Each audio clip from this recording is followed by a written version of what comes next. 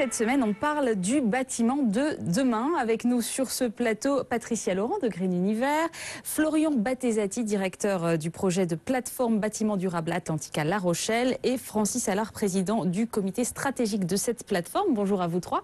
Alors pour commencer, je vais me tourner vers vous, Patricia. Le marché du bâtiment vert, il est en plein boom et c'est pas seulement le cas en France. Ça bouge dans de nombreux pays de la planète, notamment au Brésil et à Singapour. Tous les acteurs de ce marché, en fait, anticipent une croissance de long terme. Absolument, Aurélie. C'est une nouvelle étude qui vient de sortir du cabinet international McGraw-Hill qui le dit.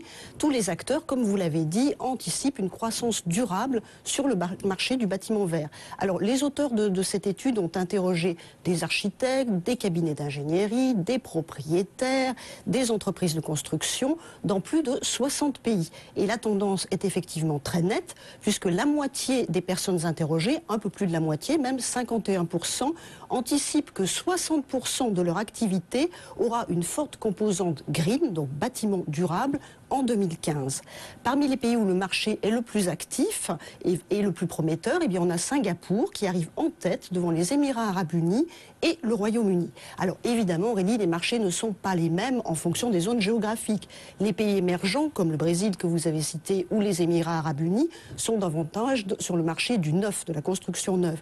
Dans les pays matures, comme le Royaume-Uni ou comme Singapour, on est plus sur le marché de la rénovation, comme d'ailleurs en France, qui n'est malheureusement pas dans l'étude parce que le panel de réponses n'a pas été suffisant. Et puis il y a aussi des différences entre les projets. Il y a beaucoup de bâtiments commerciaux, c'est-à-dire des entreprises, des hôtels. Ce sont ceux qui arrivent en tête des marchés du bâtiment vert globalement dans le monde. Ensuite, eh bien, ce sont les chantiers de rénovation. Et en troisième position, les bâtiments institutionnels, comme par exemple les écoles ou les hôpitaux. Alors rappelez-nous, Patricia, quels sont en fait les avantages, les bénéfices de ces bâtiments verts? Alors bien entendu, le premier bénéfice, c'est de réduire la consommation d'énergie des bâtiments, puisqu'on sait que le bâtiment consomme beaucoup d'énergie et donc réduire les émissions de gaz à effet de serre. Mais le bâtiment durable a d'autres avantages sur le plan environnemental. On voit dans l'étude que parmi les éléments les plus cités, eh bien, on a la possibilité de réduire également la consommation d'eau. Donc c'est un bénéfice évidemment très important, notamment dans des pays comme les Émirats Arabes Unis ou également au Brésil.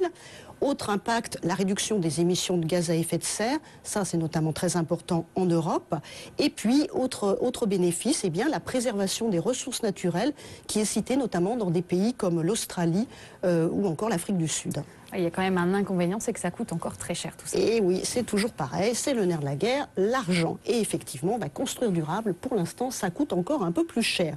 D'après l'étude, pour rentabiliser un investissement donc, de bâtiments verts, il faut 8 ans en moyenne dans les bâtiments neufs et 7 ans quand on est dans le domaine de la rénovation. Mais alors, il faut savoir que l'étude montre quand même qu'un bâtiment vert a aussi des impacts positifs au-delà du retour purement financier sur investissement, sur la santé des occupants et sur également leur productivité. Quand ce sont des bâtiments où on travaille, ça améliore le cadre de travail et donc la productivité. Donc ce sont aussi des bienfaits qu'il faut prendre en compte et qui peuvent aussi avoir un impact sur le plan financier à moyen long terme. À méditer donc pour les entreprises. Merci Absolument. Patricia. Vous restez avec nous. Pour continuer sur cette thématique, je vous propose de découvrir le projet Comépos. C'est un projet de maison à énergie positive. Voyez ce reportage, il est signé Juliane Antoine.